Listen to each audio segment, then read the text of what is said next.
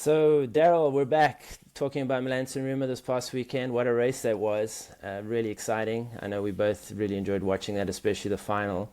I have one big question on my mind, though. How did Pogacar start the race in black bibs and finish in white bibs?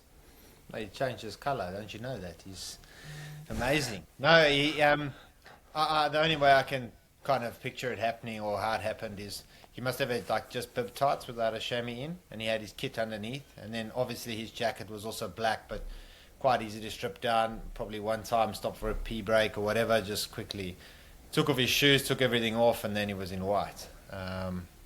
That's the way I think it went down. Maybe we could ask someone who was actually at the race, but I doubt he was doing that stuff off the bike. He would have had to stop, take his kid off, or especially if he had bibs on. But yeah, he wouldn't have had double chamois. He would have had like just bib tights. You know, they're kind of like podium bibs. So when you like long tights for the winter when you get on the podium, but they don't have like a chamois inside them. It would just be, nothing inside. Yeah, I reckon that's. But yeah, I actually didn't even think about that until you brought it up. But it was pretty impressive to see him start in white. I mean, black and then finish in white. It's pretty cool. Yeah, it is cool. I So love let's it talk. that I love it that Yeah. he's got like I love it that he's got like he leaves us always with some question marks, like even outside of like just the normal like how he did it in the race or what happened. Like there's always some talking point to him, which is cool for cycling. Like it's just not boring, no boring world championships. It was the same with Remco when he rocked up at Liège in full white gear, and everyone was like, "Whoa, big statement coming to Liège," and then he wins, in the white pants. So it's cool. Yeah, it is cool. Yeah, you're right. He always has something that we're talking about with him, even if it's not his attacking, it's something else. It's pretty cool. So let's talk about the run into the Cipressa. I know it was fairly boring race, maybe up until then. A lot of rain. Guys didn't look like they were loving life there. But then we in the run into the Cipressa with UAE. You said that you felt like they didn't finish that off perfectly for him in the end. What were your thoughts there? Well, I think their big loss for that day was Del Toro. I think like he was missing from the action there. We had obviously had Navarez and them doing an amazing job, Tim Wellens, but you could see they hit the bottom of the Cipressa. EF was pretty good, pretty well situated. Out of the teams that I saw in the front, obviously Vanderpool was right up there where he needed to be. Pidcock looked like he had an accident probably before there, which is probably explains why he wasn't there. But yeah, I think UAE, if they were going to make the damage they thought they were going to make, which they did do the damage, but it looked like Pog had to do the final bit of that damage, where he could have had a guy like Del Toro finishing off the Cipressa, and then, he would still go away with those same amount of guys. But then I could just see it like having a teammate there in the end would be like super, like you could play a card, you could do something where all three of them were committed to the line, but when all three of them are working to the line, it's like it's actually playing more to Pog's advantage than against him, especially when Ganna had to basically do his own individual time trial to catch those boys. But I think like in all fairness, like Vanderpool was probably played his cards really well. He was when he's at his best, where he probably is around now. He's world class. I mean, he's the world champion, previous world champion, probably the best one day racer out there. There you can just see like he can match Pog when it's on a day like that. So it was exciting to watch. I think nobody thought they were going to go away from the Cipressa. They thought it wasn't going to be hard enough, but definitely they made it hard enough. But it was almost too hard. Like it was too hard. There were no more teammates around. There was nothing. But in all fairness, I think a guy like today needed to make the race. It was probably his best chance, even the way it ended up. I just think he probably had to do so much work on the Cipressa that kind of took the sting out for the Poggio. Whereas if you had a guy like Del Toro still putting in that effort, might have given him just a little bit extra for the final. But that being said, I don't think anyone was dropping Mathieu van der Poel anyway up the Poggio.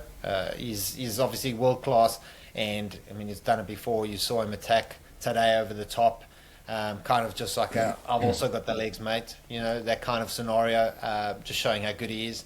And yeah, then you have a super interesting final. It was also nice. It's also nice to see someone taking on today. Like, I mean, I appreciate how good he is and how he drops the guys and how he can, put everyone under pressure when he decides to go. It's super impressive. But it's really nice when you come into the line and you're not too sure who's going to win this. And I think we got that at San Remo, and I think that's what a lot of cycling spectators were happy about.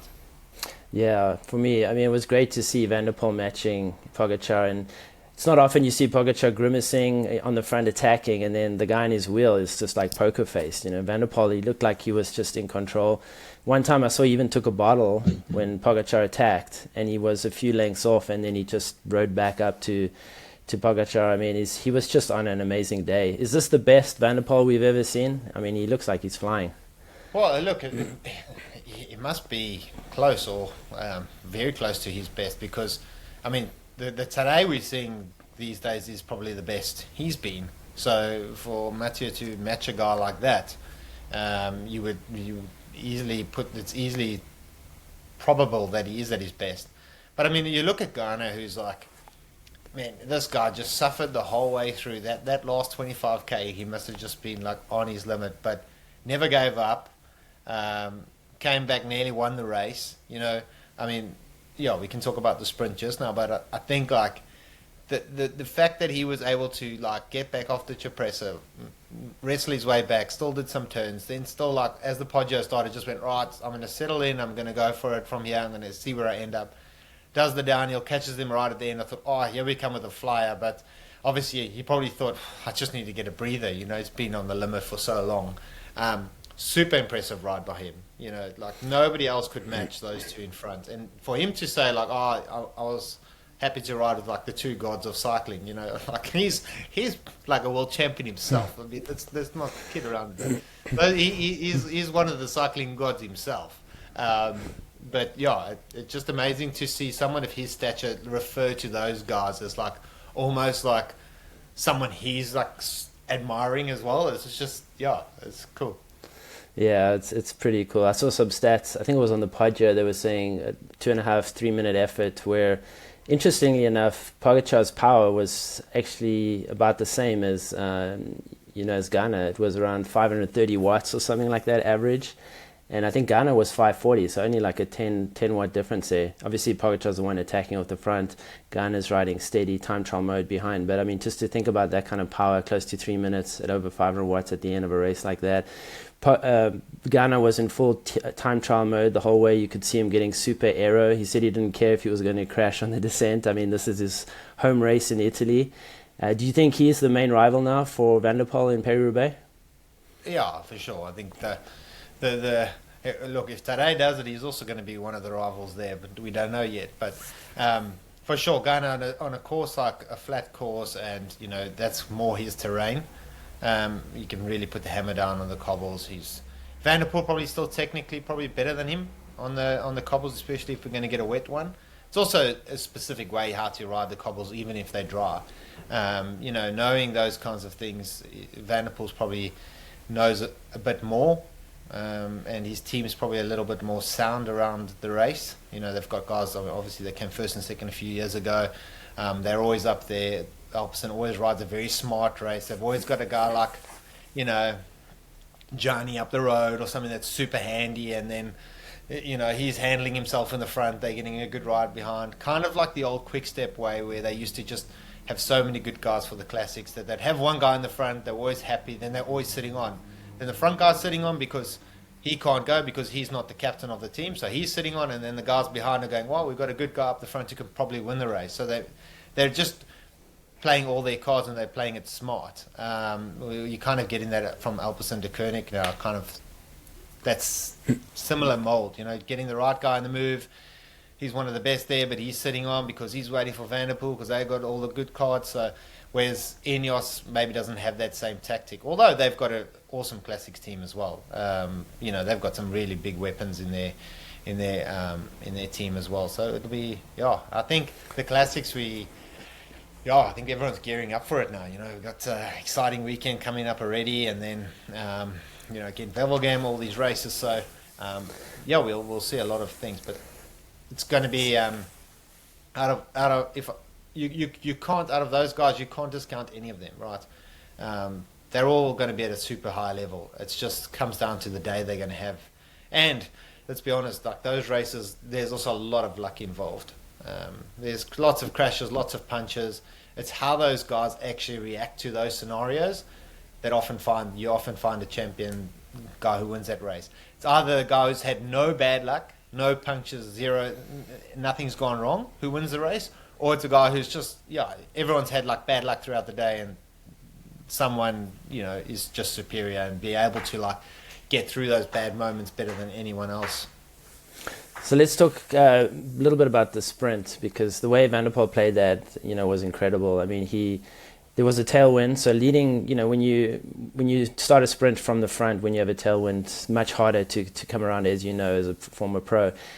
He went with like 300 meters to go, which is probably less than a 20-second sprint. So for him, that's not a super long sprint, considering, cyclocross, the starts that they do full gas. But I think the other two riders were thinking that he was going to keep the sprint short. I remember him talking after the finish line, saying that he thought that they were thinking that he was going to try keep the sprint really short, but he did the opposite. He went long. And a guy like that Van der Poel can put out 1,200, 1,300 watt average for 30 seconds. He's maxing at 1,600 watts. And he looked like he was putting out his best sprint there. He didn't look like he had tired legs whatsoever. Is there anything those guys could have done differently in hindsight, do you think, to play that sprint better? Do you think they should have been closer to him, I think, on his wheel? They gave him quite a big gap, and he capitalized on that. What are your thoughts there? Well, I think the weird part for me was when he swung left and Ganna stayed on the right. Like already they're out of his slip. I know then so Ganna has to look behind him and left. He has to look twice. He has to look if Tadej's coming, and he has to look left if Van der Poel's going. So it's like a super weird thing. I would rather just follow him and go, okay, I've only got to watch one side.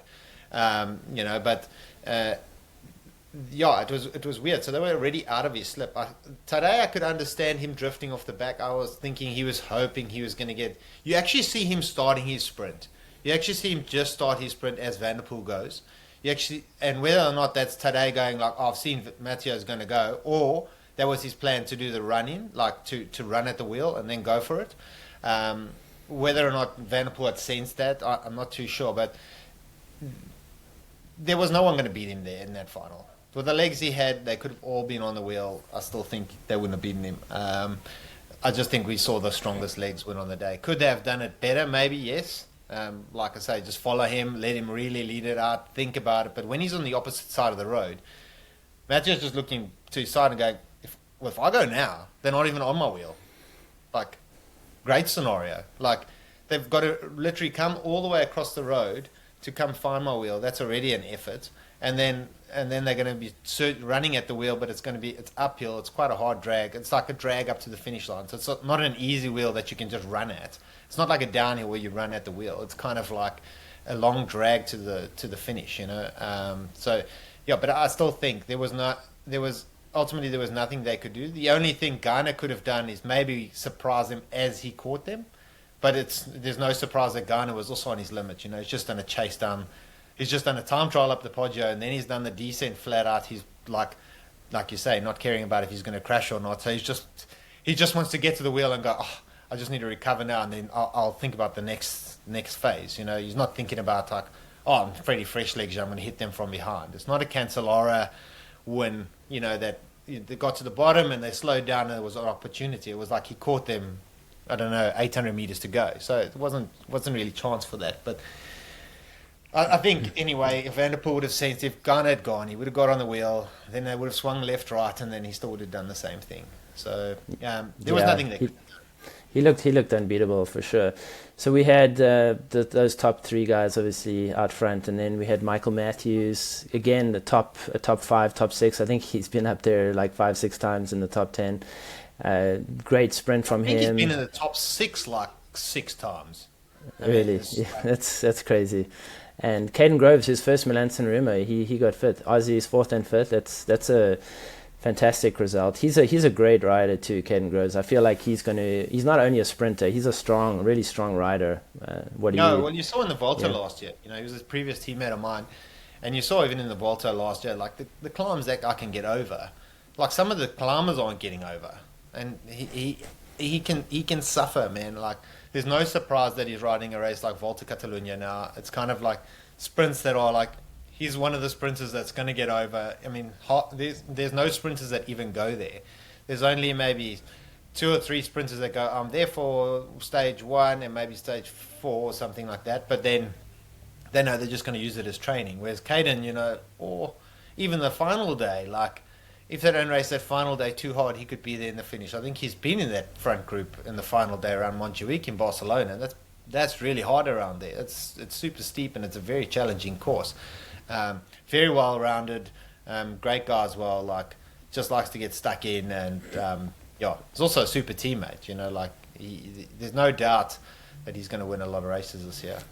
Yeah, he's going to the Tour, I think, this year for the first time. He's going to be part of that lead-out train with Phillips, and that's going to be really interesting. Then we also had Magnus Cort, 6th. That guy is also having a crazy, amazing year. Our favorite, or your favorite, Mads Pedersen, in the end got 7th. We didn't see too much from him. Maybe still some fatigue from Paris-Nice and all those big efforts he put in. Olav Koy finished 8th, his first Milan San Remo. That's a good result, although he's a top sprinter, so you would think he would have been closer to the front there in the field sprint, but maybe some tired legs at the end of a 300-kilometer race. And then we had Trentin, the eternal Matteo Trentin, 9th. What a rider he is. Is he a former? He's not a former teammate of yours, is he? Yeah, he's a former teammate of mine too. I mean, Matteo is also, he's from there. He lives in Monaco. So those guys all train together today. All of them, you know, they're all they used to be teammates with today. I mean, Michael Matthews trains with him all the time. So they've got like a good training group around there. But I mean, Matteo is like a well-rounded rider. You can send him to the classics. You can send him to the Tour. He can be everywhere. He's just strong. Like he's strong, and he's also got a great race brain on him, you know. Just a hard man, like can finish things off. You know, remember the one Tour de France stage he won 2019 was just epic, you know, like he just rode away from a bunch, like from Van Avermaet and all these guys, like on the last climb, nobody picked it like, oh, this is going to happen. He slipped off the front, got 10 meters, and they never saw him again. Yeah, super strong rider. But you know, there's no surprises. To me, there's no surprises in that top 10 when you get those names out. Argar Corbin Strong rode really well from Israel Premier Tech. He was really good at, you know, to race. He was 12th, yeah. Yeah, he was right up there. So yeah, it's a group you would have pictured at the line. But yeah, the sad part is when those big top guys come, they always manage a way to sneak off the front, you know, and there's nothing anyone can do about it. But I love it how like Matthews keeps coming back, and he's like, you know, he's so consistent there. It's like you would just like him to win it once. You know, you just like he actually does. Like out of all those guys, he deserves a win. You know, like it's just. And I hate to say, but I think last year was the year it could have happened. You know, when he kind of opened the door for Philipsen to come on his left hand side there. Had he closed that, I think he would have won. But yeah, it's you know, it's racing. It's so hard. You've done 300 k's. You're not thinking like. And the last thing you want to do is put someone in the barrier and also get relegated, and you know you're the bad guy. So yeah, I think his turn will come, but it's years are ticking by. Yeah. So let's talk a little bit about the women's race. That was also an exciting race. We had it didn't really break up as much, obviously, as the men in the final there, but and also the Demi Vollering was quite a late attack over the top. She didn't go. Maybe in hindsight, she should have attacked early on the Poggio. We had Longo Borghini with a big attack in the final. If Kopecky hadn't been there to chase her down, I think she would have stayed away and won that. And then we had Lorena Wiebes, who, as a woman, can sprint over 1,300 watts. I mean, she's got a crazy sprint on her. And even though Voss was there, who's also an incredible sprinter, she was no match for Lorena Wiebes, who just kicked hard and won that comfortably. And then Naomi Rugg from EF was 3rd, which is a great result. Pauline Ferrand-Perot was originally 4th, but then she got relegated.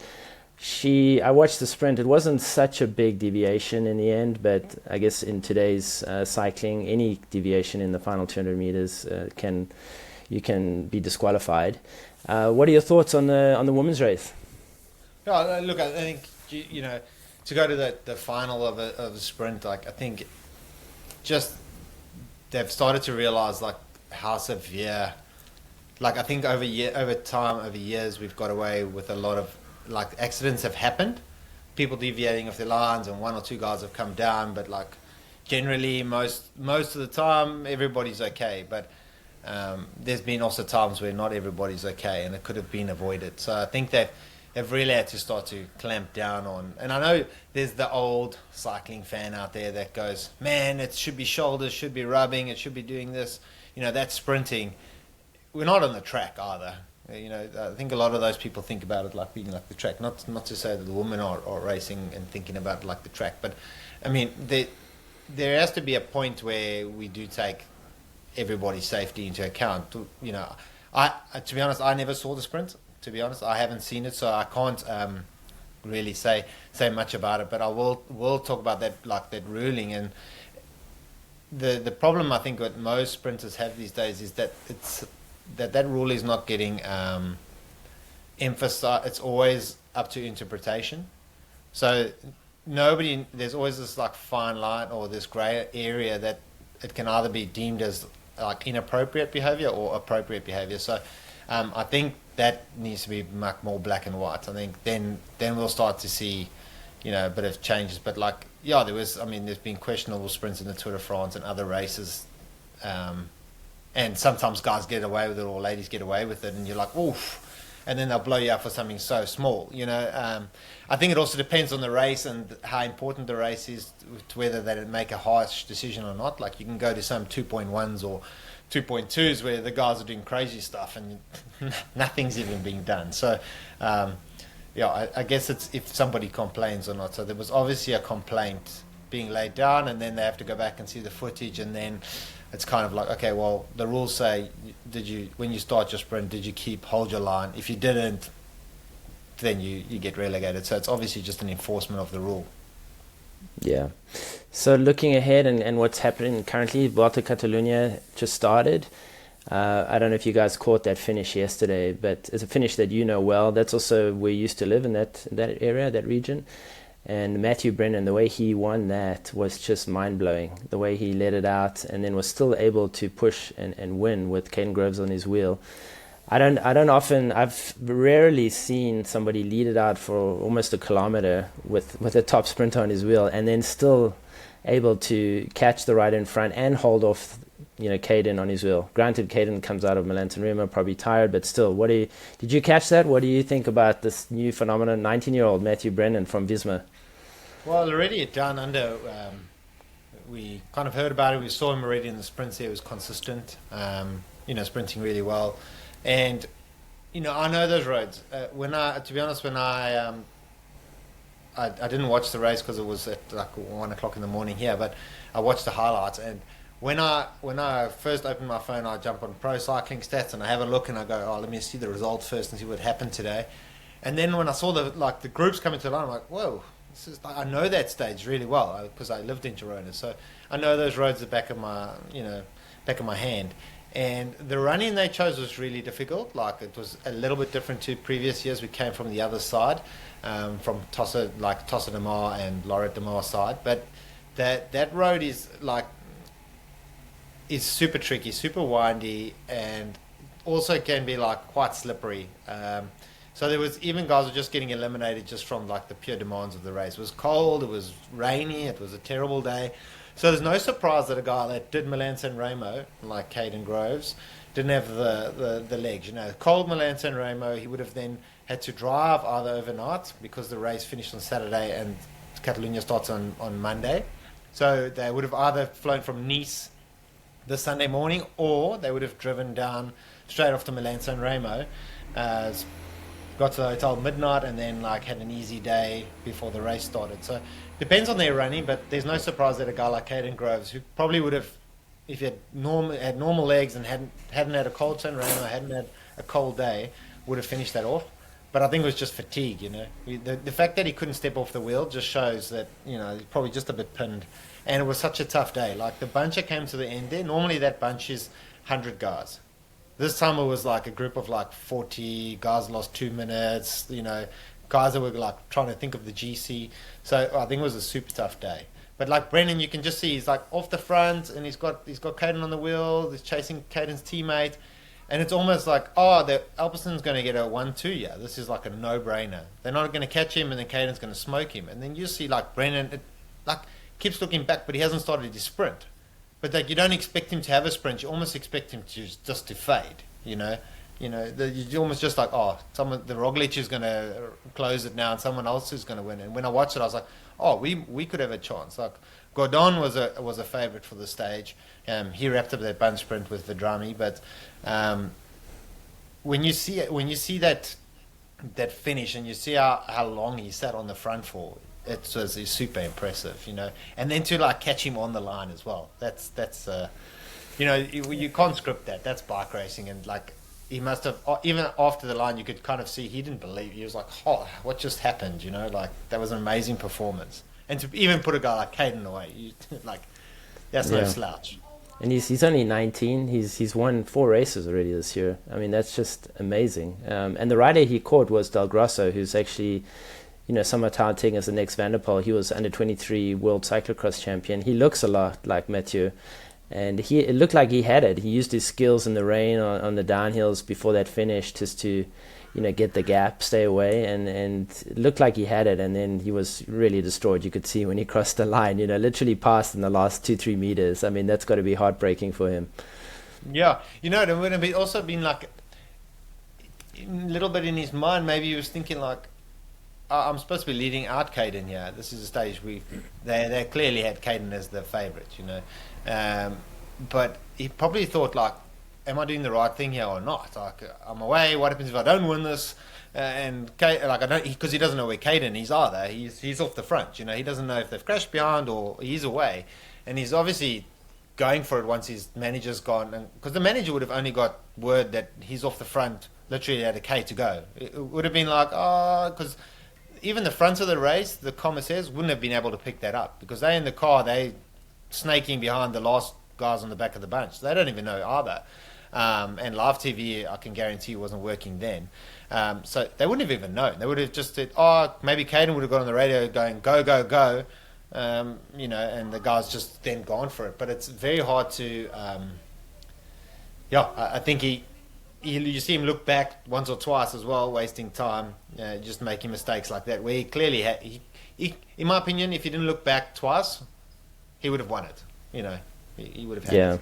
But that hesitation cost him at the end. So let's talk a little bit about what's coming. First off, we haven't seen Wout. He's been at altitude and he's sacrificed. He's won Milan San Remo, but he's sacrificed that race the last couple of years so that he can prepare at altitude. In your experience, do you think altitude is really worth it in the sense where he's skipping some of the biggest races in the world? Does it really make such a big difference? You've done a lot of altitude camps in your time, and you do them still with the team. What are your thoughts there?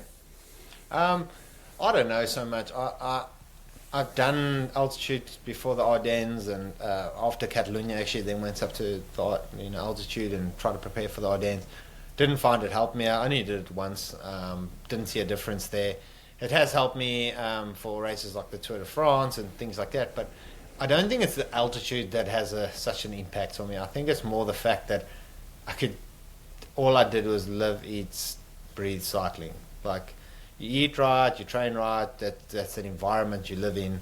The team creates, or like I often used to do my own training camp with my coach, and we'd have a soigneur that would come with, and it would just be the three of us. It would just be like super focused on what I need to do, the training I need to get done. But I think that's the effect of altitude. Like, I think that's a bigger influence and a bigger positive impact on your performance than the actual altitude.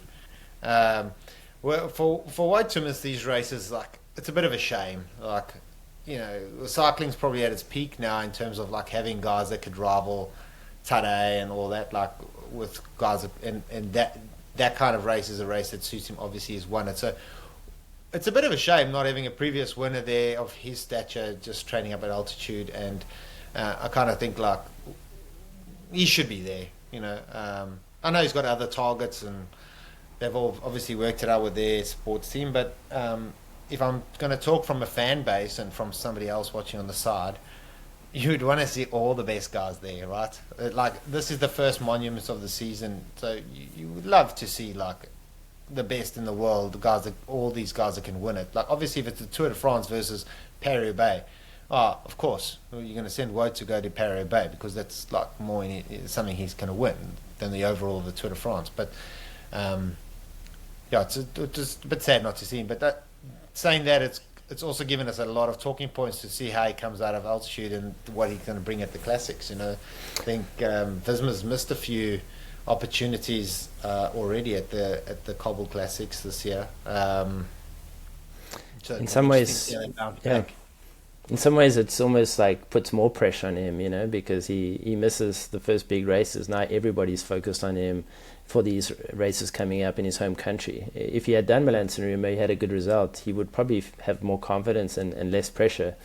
So it'll be interesting to see. Also, the training environment, it's so different to the races he's doing. He's up there in the mount, like on a big mountain, training up climbs every day, and then he's going to Belgium racing flat roads on cobbles. You couldn't get more different environments, right? It's quite interesting how Visma use altitude and really believe in altitude, even though it's so different, the different environments. They're preparing for an event that's flat, windy, cobbles, and they're in the mountains, going up and down mountains every day. It's interesting as a coach, especially. It's quite interesting. Let's talk. Yeah, do you have any thoughts there? No, I think they're obviously not just going to be training up and down mountains. I'm pretty sure they're doing something in the valley. There'll be some kind of intensity down low. There'll be some sprint work. There'll be some speed work. There's no doubt the things that we're thinking, like, oh, how can you do that? Their coaches have thought about that. I think they'll simulate it in some way, racing each other or doing something. But yeah, I think as well, like maybe it's also changed for Wout. He's got children. He's got like. Doesn't want to get sick before the classics. So there's other things like that the riders think about. Like, if I'm home, his kids go back to school in January or February, and then someone gets sick, then they bring that in the house, and my whole classics can be derailed. It's, not to say that's what Wout's thinking, but I do know there are some athletes that go, hey man, I prefer to just be at altitude where I eliminate the risk of getting sick. But yeah, maybe that's part of it. So to finish up, we have some really good racing to look forward to. We have the E3 on Friday. We have Gent-Wevelgem, which is a big one, on Sunday. Then next week, Dwars of Flandern, which is the race, I believe, where Wout had that bad crash last year. And then Flanders next Sunday, the 6th, I believe, of April. Gent-Wevelgem, a big one this Sunday. More of a sprinters classic. Do you have any favorites for Gent-Wevelgem? It's again, there's so many, man. It's like there's so many. A team that's really impressing me in the classics, and I mean they've always gotten just strong. It's like Uno X.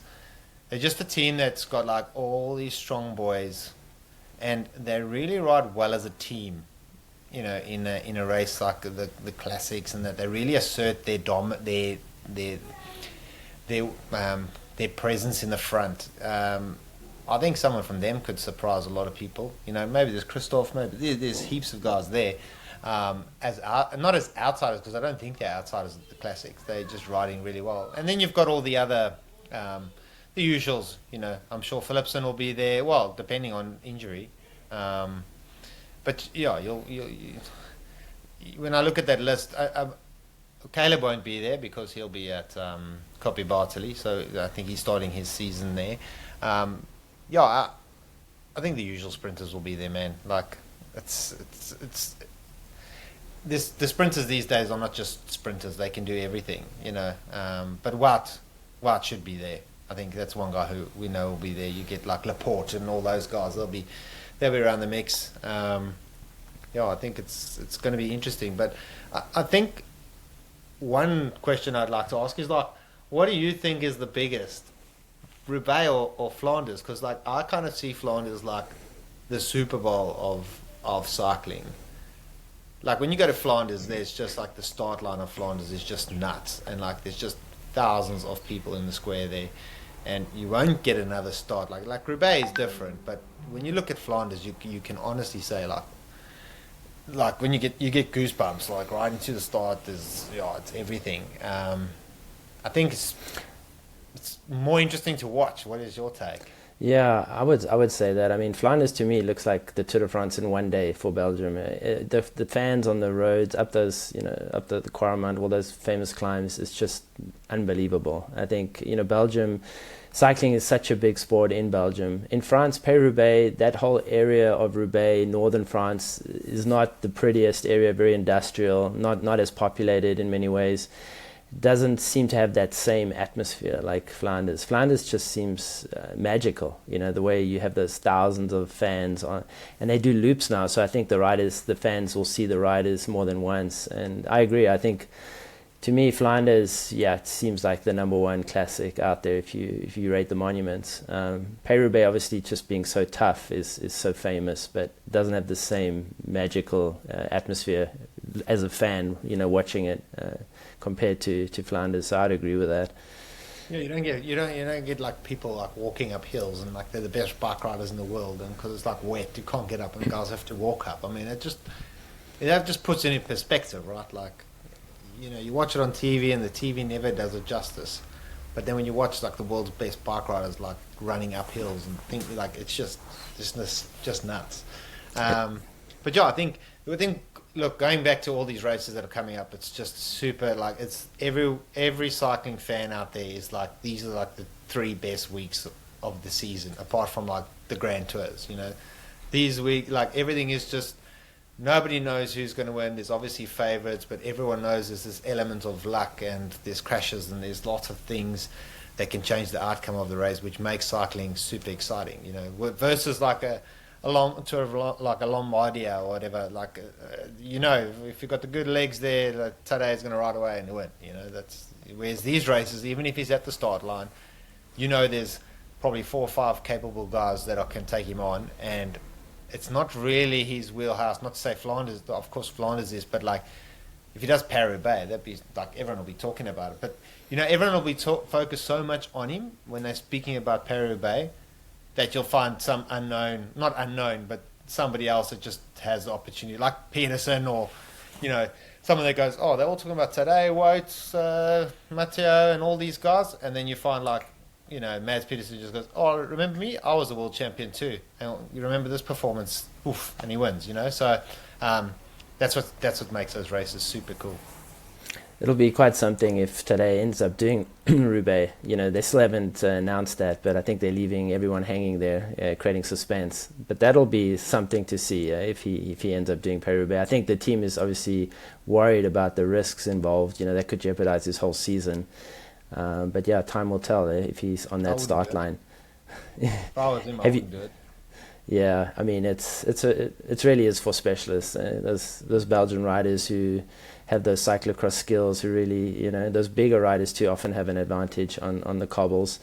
It's going to be super exciting. Do you think that Van der Poel can stay with today now on the climbs? I know 2 years ago he got ridden off by today in Flanders, and he ended up finishing second there. But this year looks even better. Man, that's like in his wheelhouse. 1-2 minute efforts. He's probably better than today over 1 minute effort. And especially on the pavé. So you can't ride him off easily. I think the only way that today can ride him off is if, like, Van der Poel's fatiguing more. Today seems to get around over that long distance a lot more consistently better than the rest of the peloton. So I can see that only being his only obstacle, but I don't think he's going to ride away from it easily. No. It's a lot of climbing. They're over 4,000 meters, I believe, in Flanders. It's a big climbing day in the end. It is, but they're short, and it's also like positioning and knowing where to be in the bike race and handling the cobbles. And you got to remember that like those cobbles are today can ride them, but maybe not as smoothly as Mathieu van der Poel over the cobbles. And every time he's doing it, it's also wearing him down maybe quicker. So that's what makes it exciting, because there's so many different elements to the race. It's not just a tar road. It's everything. It's jumping pavements, dodging people, getting bottles on the side of the road. Your whole race can be derailed at that race by missing a bottle point. It's about being all those things, having teammates listen to you, depends if you've got teammates too. So lots of exciting racing to look forward to. It's going to be a great few weeks here. So I think we'll wrap it up. Anything you want to end off on before we say goodbye to everyone? I think we'll see what's going to happen in Catalonia. We've got like Ayuso and all those boys back, so there's going to be the first big GC hit out this week. Great race. It's one of the hardest 1 week stage races, so we're going to get a good clear indication of all our GC guys, and then I guess it's after this GC race, and it's like Basque Country and those races that are leading into the other Grand Tours and the Ardennes. So I'm itching to get back to Europe. I'm getting there on the 15th or 16th of April, so and then I'll be at the races, so then I'll probably have some more insight for you guys. Yeah, that'll be great. You'll be working with Israel at the biggest races, so we look forward to hearing some of those insider stories. So thanks, guys, for joining. Please leave comments if you're enjoying this. We are going to have an audio podcast channel very soon. We're still figuring out a name, but for now we are on YouTube. So we'll be back next week talking about Ghent-Wevelgem and some predictions for Flanders. But until then, see you guys. Thanks for joining. Ciao.